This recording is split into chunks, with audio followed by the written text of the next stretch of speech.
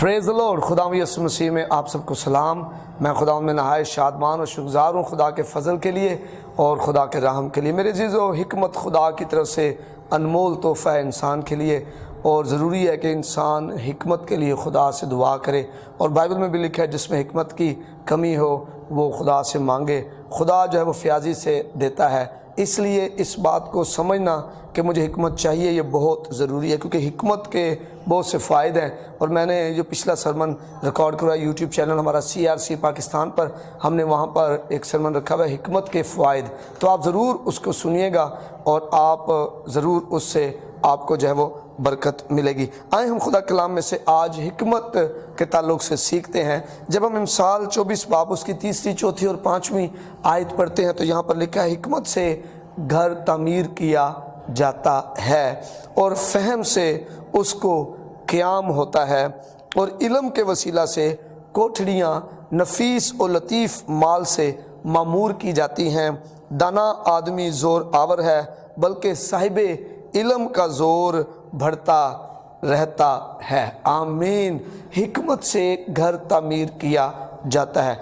मेरे अज़ीज़ों, तामीर सिर्फ़ जो फ़िज़िकल हाउस है, जैसे आप सीमेंट और रेत और ईंटों से बनाते हैं, वो जो एक घर नहीं है, बल्कि और भी बहुत सारे काम है जिससे तामीर किया जाता है। जैसे आपका बच्चा है, आप उसे तामीर कर रहे हैं, खुदा ने आपको औलाद दी और आप उनको तामीर कर रहे हैं, एक अच्छा मुस्तकबिल देना चाहते हैं। एक खादम चर्च को तामीर कर रहा है, बिल्ड कर रहा है, मसीह के बदन की तरक्की कर रहा है। एक शख्स अपनी तामीर कर रहा है, एक शख्स घर बना रहा है। तो ये सारी तामीर जो है वो है। और शादी की भी तामीर की जाती है। जब आप बच्चों की शादी करते हैं और फिर वो एक नया ख़ानदान बनता है तो फिर उनकी तामीर की जाती है, और ये हिकमत से है।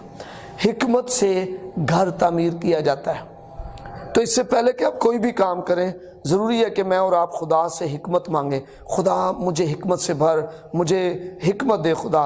और जब आप हिकमत मांगेंगे खुदा से तो खुदा आपको जब हिकमत देगा तो ख़ुद ब खुद आप डेवलप होना शुरू होंगे, तरक्की करना शुरू करेंगे, और आपकी ज़िंदगी में जो है वो बरकत आना शुरू हो जाएगी। हिकमत से घर तामीर किया जाता है और फ़हम से उसको क़याम होता है। हिकमत जो है इसका मतलब है एहतियात से या अक़ल से। अक़ल से घर तामीर किया जाता है, एहतियात से घर तामीर किया जाता है। फिर इसका मतलब है आक़िबत अंदेशी, दूर अंदेशी।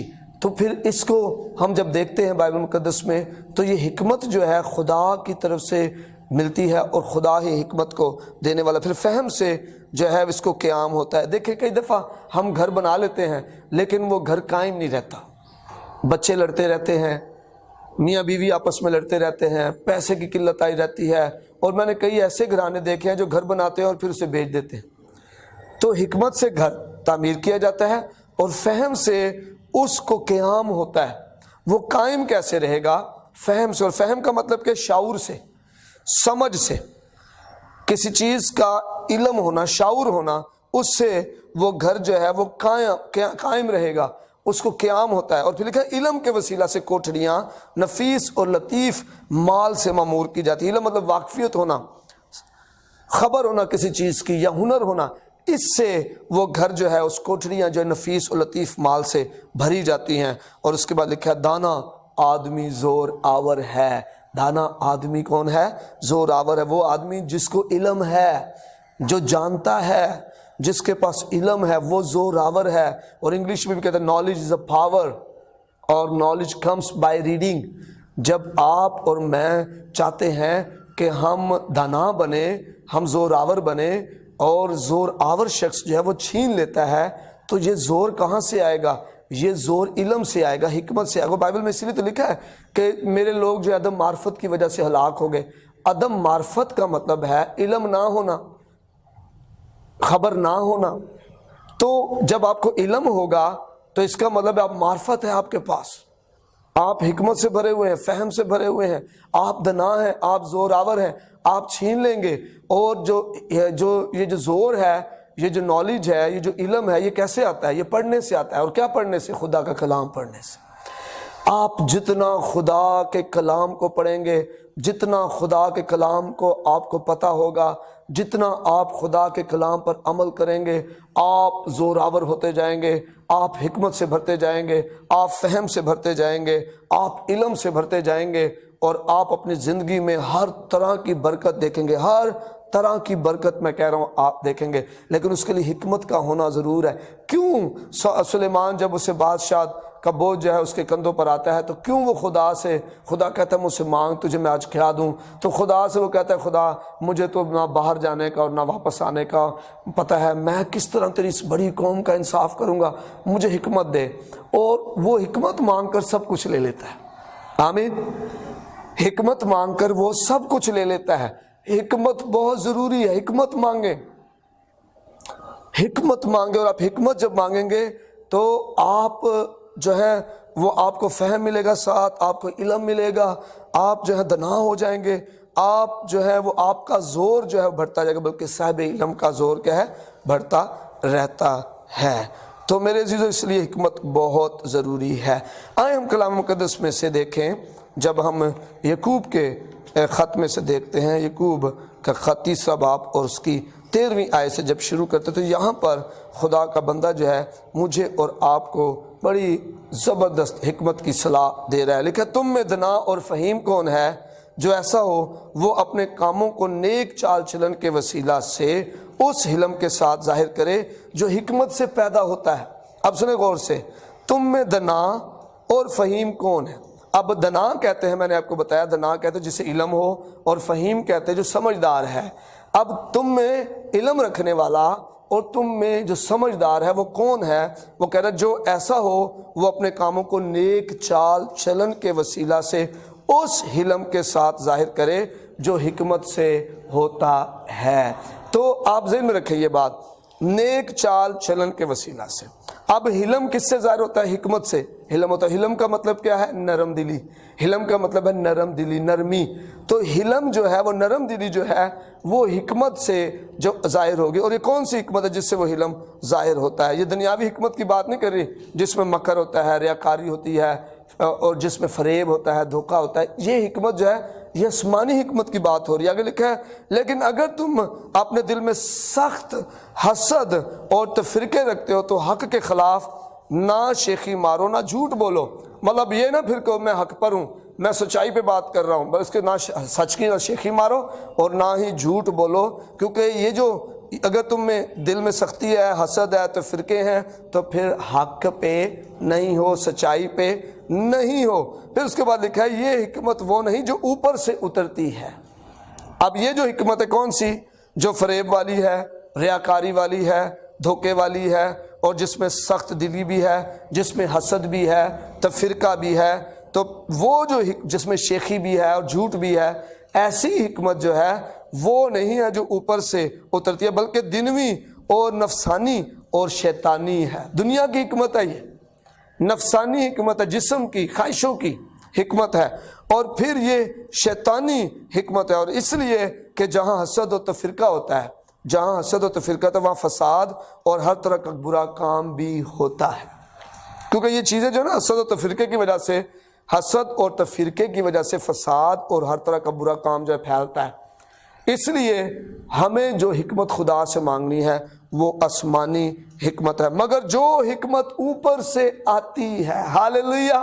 اب یہاں پر خدا کا بندہ جو ہے وہ یعقوب کے خط میں خدا کا بندہ روح القدس کی تحریک سے دنیا کی جو حکمت ہے اور جو حکمت آسمانی ہے ان دونوں کے درمیان فرق جو ہے بتا رہا ہے۔ دنیا کی حکمت جو ہے فریب، دھوکہ اور مکر والی ہے، دنیا کی حکمت تفرقے والی ہے، حسد والی ہے، جھگڑے والی ہے۔